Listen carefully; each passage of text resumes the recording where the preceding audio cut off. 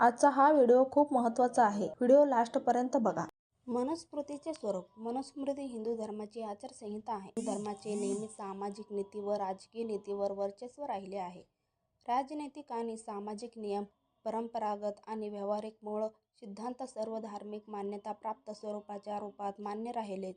समाजात व्यक्तीमध्ये जातीमध्ये एक धर्म होता. दुसऱ्या व्यक्तीच्या संबंधातील नियम विशुद्ध स्वरूपातील सामाजिक नियम होते, परंतु त्यांची मान्यता धर्माच्या स्वरूपात स्वीकारल्या जात असे आणि सामाजिक नियमाचे उल्लंघन अधर्म मानले जात असे.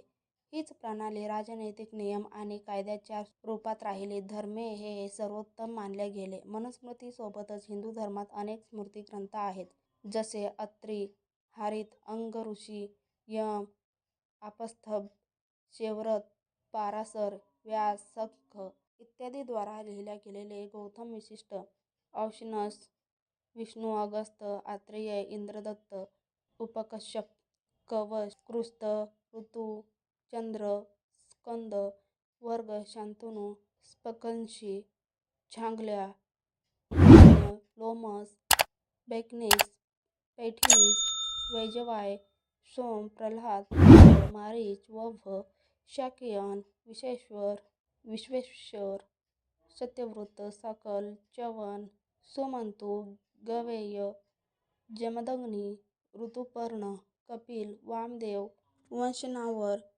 शौनक, शण्य, पुच्छ, शक्यपन, शतशुक, संख्यापन, सनत्कुमार, गालब, ईशान, जवाल, कानाद इत्यादी स्मृतिग्रंथ प्रमुख आहेत. या सर्व स्मृत्यांमध्ये सगळ्यात जास्त लोकमान्यता प्राप्त मनुस्मृती ग्रंथ आहे. जरी उपरोक्त स्मृत्यांमध्ये घेऊन जाऊन ज्या गोष्टी सांगितल्या गेल्या आहेत त्या सर्व मनुस्मृतीतीलच आहेत, परंतु मनुस्मृती ही केवळ मनूच्या नावानेच ओळखल्या जाते. ज्या मनूस ब्राह्मण, क्षत्रिय, वैश्य आणि शूद्रांचा निर्माता म्हटले जाते, त्यामुळे मनुस्मृतीची मान्यता अन्य स्मृत्यांपेक्षा अधिक महाग गणलेली जाते. जेव्हा सामाजिक, धार्मिक अथवा राजनैतिक नीती नियमाच्या अंतर्गत एखादा प्रश्न गुंतागुंतीचा ठरतो, तेव्हा मनुस्मृतीचा निर्णय अंतिम मानला जातो. हे हिंदू धर्माची आचारसंहिता मानले जाते. मनुस्मृतीचे वास्तविक स्वरूप काय आहे? रामायण, रामरचित मानस सारखेच याचेही आम्ही धार्मिक, सामाजिक आणि राजनैतिक स्वरूपाचे विवेचन करूया. व्हिडिओ आवडला तर लाईक आणि शेअर नक्की करा. चॅनेलवर नवीन असाल तर चॅनेलला सबस्क्राईब करून ठेवा. चला तर मग भेटूयात नेक्स्ट व्हिडिओमध्ये. Bye, take care.